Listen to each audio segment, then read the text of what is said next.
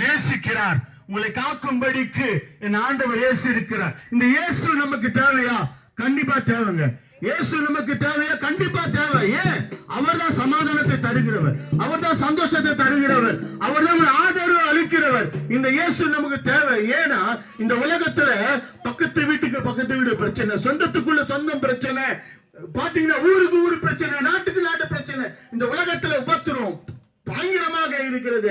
அருமையானவர்களே, இந்த எல்லா மத்தியிலே நான் சமாதானமா எப்படி வாழ்றது, நம் குடும்பம் எப்படி சமாதானம் வாழ்றது, நம்ம சார்ந்தபடி சமாதானம் வாழ்றது, சமாதானத்தை கொடுக்க வந்தவர் இயேசு. இந்த இயேசு நானே வழி, நானே சத்தியம், நானே ஜீவன் என்று சொன்ன தெய்வத்தை நம்ம பின்பற்றும் பொழுது, இயேசுவை நம்பும் பொழுது, இந்த ஆண்டவர் இயேசு நம்முடைய உள்ளத்திலே இந்த உலகம் தரக்கூடாத ஒரு பெரிய சமாதானத்தை இயேசு தருகிறார். இந்த சமாதானம் வேணும்னா இயேசு கிட்ட மட்டும்தான் இருக்கு. இந்த உலகத்துல அவர் எங்க போனாலும் கிடைக்காதுங்க. மகிழ்ச்சியான காரியம், சந்தோஷமான காரியம். ஏன் சொல்றேன்? இயேசு இந்த உலகத்துல பிறந்த பொழுது ஒரு வார்த்தை வந்தது, இந்த உலகத்துக்கு இந்த பூமிக்கு சமாதானம் உண்டாகட்டும், இந்த பூமியில பெரிய மகிழ்ச்சி உண்டாகட்டும் சொல்லி ஆண்டவராக இயேசு கிறிஸ்துவுக்கு ஒரு வார்த்தை வந்தது. இந்த ஆண்டவர் இயேசு அதை நமக்கு தந்திருக்கிறாரு. என்ன செய்யணும்? உள்ளத்துல ஒரு சின்ன இடம், இயேசுப்பா என் வாழ்க்கையை மாற்றுங்க, என் குடும்பத்தை மாற்றுங்க, என் பிள்ளைகளை மாற்றுங்க, என் வாழ்க்கையில வாங்க.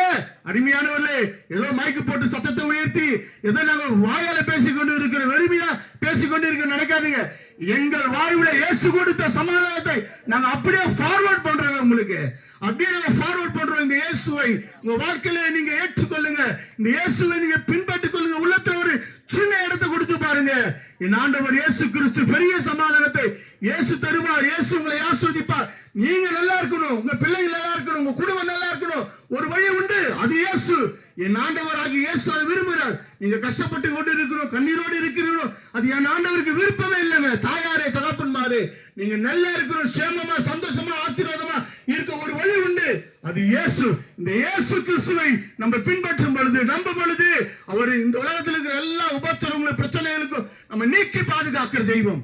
அருமையானவர்களே, இன்னும் நீங்க அதிகமாக இயேசுவை அறிந்து கொள்ள வேண்டும் என்றால்